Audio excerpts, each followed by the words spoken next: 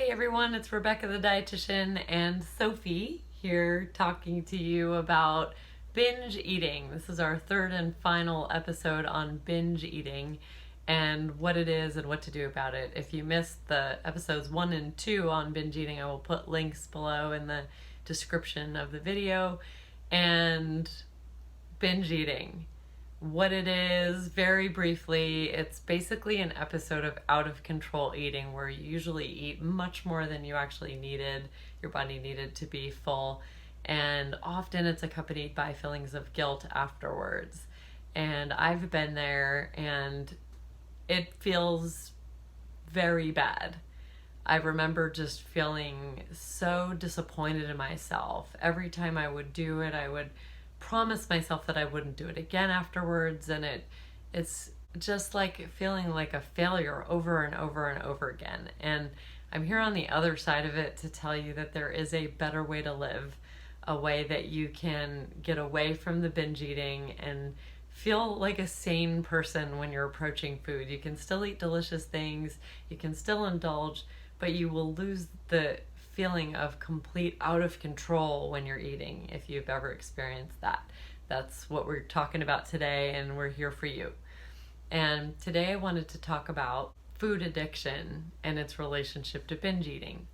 So food addiction is a real thing. We've done scientific studies, brain studies, and we see foods like simple sugars and combinations of sugar, fat, and salt that light up our brain, the pleasure centers of our brain, just like a drug, just like cocaine and heroin. And just like a drug, we, are X amount happy at baseline, but when we have had a bunch of these addictive foods, our baseline happiness lowers, and we're not as happy without the foods, so we need those foods to make us happy again. And then we need higher quantities of them to make us happier, to get that high that we got from them in the beginning. So it acts just like a drug, and it is truly addictive.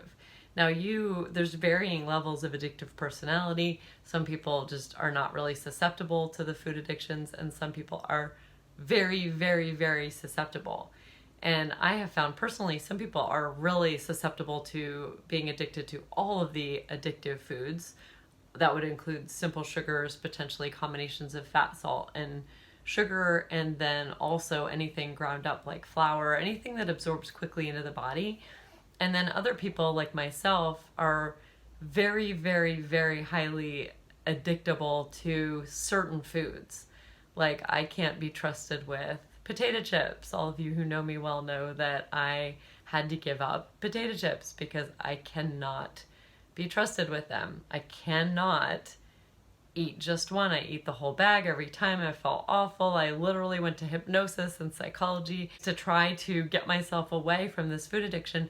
And the only thing that finally got me free from that was giving it up. And now there's a whole conversation around this. And please let me know if you need support around this, because it's not easy to do. And the thought of giving up one of the foods that gives you probably the most enjoyment, you think, is horrifying. It made me so sad because that food made me so happy. But when I really looked into it, it wasn't making me happy. It was making me feel awful. I was overeating it.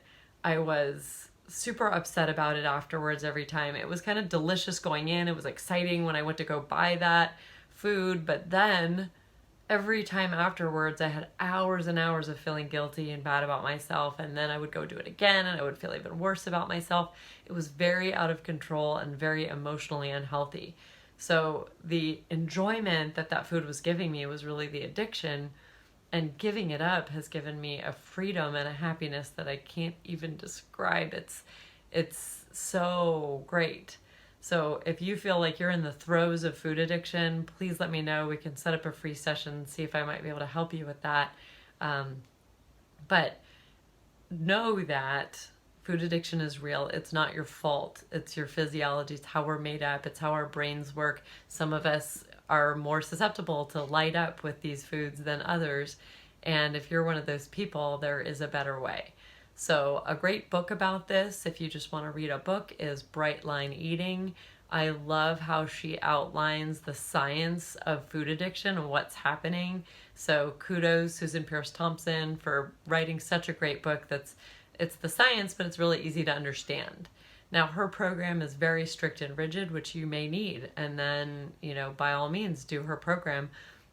If you're not quite as susceptible to being addicted to all the foods like her, you might need a less strict program, and that's where I come in, is more of a live your life on a more casual level than she suggests, but handle the food addictions and still allow some indulgences and some other things, and find your balance where you feel really good but you also feel really controlled and really like you've got this handled.